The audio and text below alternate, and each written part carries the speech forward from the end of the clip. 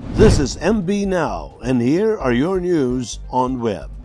The Department of Health should look into reports of the COVID-19 tests conducted by the Philippine Red Cross being false positives, according to President Rodrigo Roa Duterte. In his pre-recorded public address last night, September 20, the President questioned the claim of the PRC about their testing facilities. According to Duterte, there were many cases of false positive RT-PCR tests conducted by PRC laboratories. He said 44 out of 14 hospital personnel tested positive in PRC Subic, but later on tested negative in another molecular laboratory. Same experience with the Presidential Security Group and some officials of the Department of Finance. President Duterte acknowledged that RT-PCR tests may not be 100% accurate, but cited a Harvard article that states that most false positive results are thought to be due to the laboratory contamination or other problems on how the lab has performed the tests, not the limitation of the test itself. He said that DOH should look into the matter because this might have been putting more people in danger.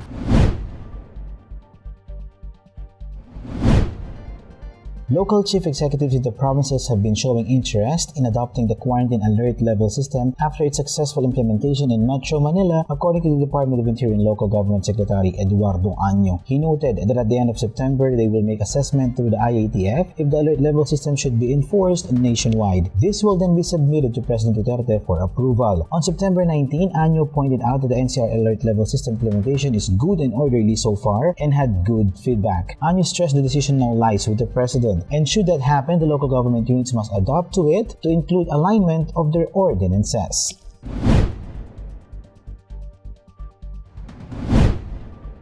Vice President Leni Robredo highlighted the high cost of silence among Filipinos on the 49th anniversary of the declaration of martial law by the late strongman President Ferdinand Marcos. For those who lived through it, Marcos's declaration of military rule on September 21, 1972 was a dark phase in Philippine history. This is a truth that is worth repeating, according to Robredo. These remarks echoed the Vice President's worries over the weekend, wherein she noted that how social media troll armies have been able to greatly influence the narrative with their propaganda this past 6 years. Robredo reminded Filipinos that the remnant of political system that reigned during Marcos's martial law remain in power. She ended her message in observing vigilance and resistance and in reiterating that it's Filipino who will write the story of the Filipino.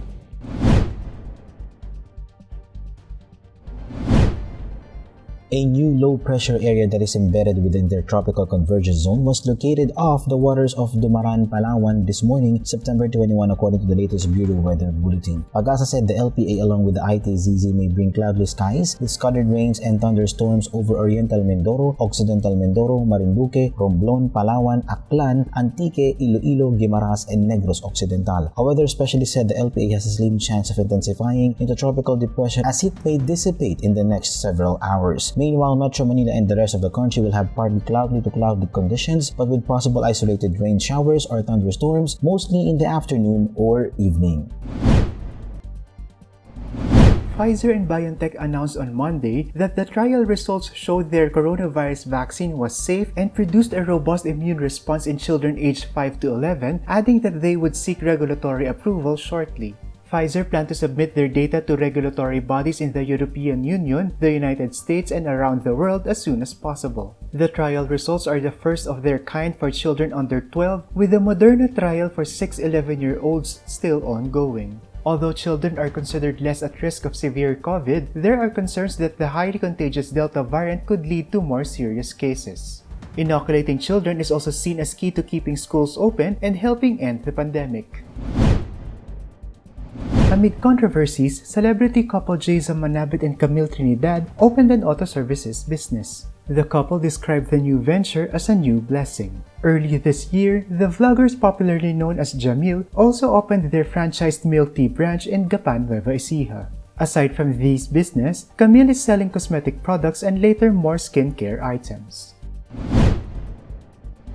BTS spoke before world leaders at the second Sustainable Development Goals Moment of the Decade of Action meeting convened by UN Secretary General Antonio Guterres.